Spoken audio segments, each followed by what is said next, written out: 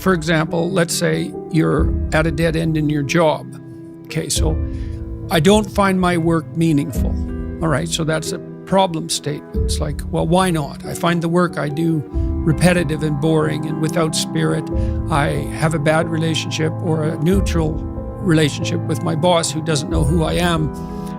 I have problems with coworkers. All of that needs to be differentiated, right, and analyzed in detail. So we might say, for example, let's say you believe that you're undervalued at work, and maybe you are.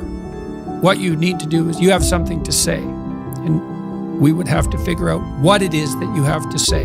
But it would be some variant of, I'm bringing more value to the table than I'm being compensated for, and that's demoralizing me. And it's also not good for you being my boss, because if I'm actually more valuable than is being recognized, then the fact that you're not valuing me properly means that I will become demoralized, I won't work properly, and you won't get the best out of me. So it's bad for both of us. And if your boss is in principle not amenable to such a discussion, then what you should seriously consider doing is finding another job. Okay, so let's say we're going to set you up for this. Okay, this isn't like next week's enterprise, man. This is your life. So what would I say to these young people who always say to me, Steve, I want to do this, but you can see them stifled by fear because it's like... Yeah, well, it's like, make a plan, man. So the first thing I would ask is, well, do you have your resume or CV in order? Well, I haven't typed it up for 3 years. Well, what do you think about bringing it up? Well, I'm pretty nervous about that because there's some holes in it, and I didn't do so well in college, and I'm kind of embarrassed about my resume. It's like, okay, bring it in. Let's go through it. Let's at least update it. Let's look where the holes are. Let's look at where the inadequacies are as far as you're concerned, right? This isn't my judgment, it's your judgment. Let's walk through those judgments and see if they're warranted, because maybe you're just too guilty and ashamed and self-conscious and anxious, and you're looking at your resume more critically than someone else would. And maybe there's some holes that you need to rectify.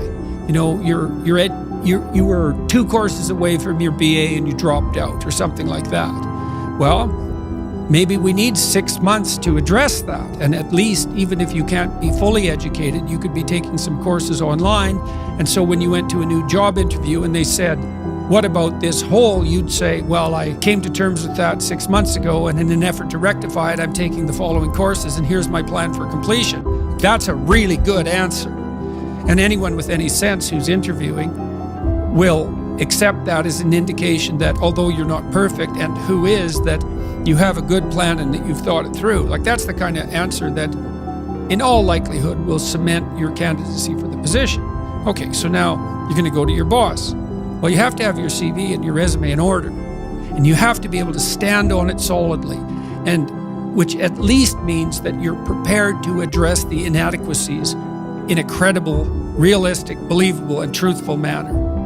All right, now what you do is apply for like 10 jobs. You don't have to take them, but maybe you have to go to an interview or 2 or 3 or 4, and maybe there's a bunch of opportunities out there for you that you didn't even know about. And maybe someone offers you a job. And so now you can go to your boss and say, here's the situation I'm in here at work. Here's my evaluation of the problems in relationship to me. Here's what I could do for you if you gave me a 40% raise and the opportunity to progress, but I'd like to see a plan for that. And I've been looking for other opportunities before conducting this discussion, and I have some. Well, then, if your boss treats you with contempt at that point and doesn't listen, then perhaps he or she is a little more narcissistic than might be optimal, and it's time to find a new job.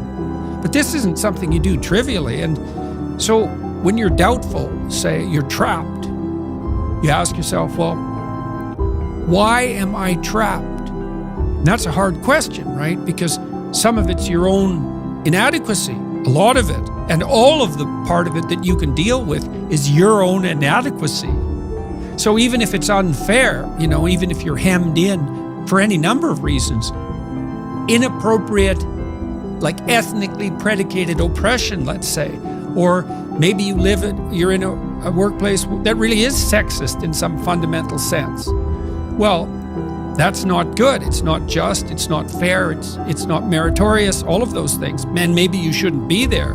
But what you can do to begin with is every bloody thing you possibly can do to put yourself in the most virtuous and powerful negotiating position possible.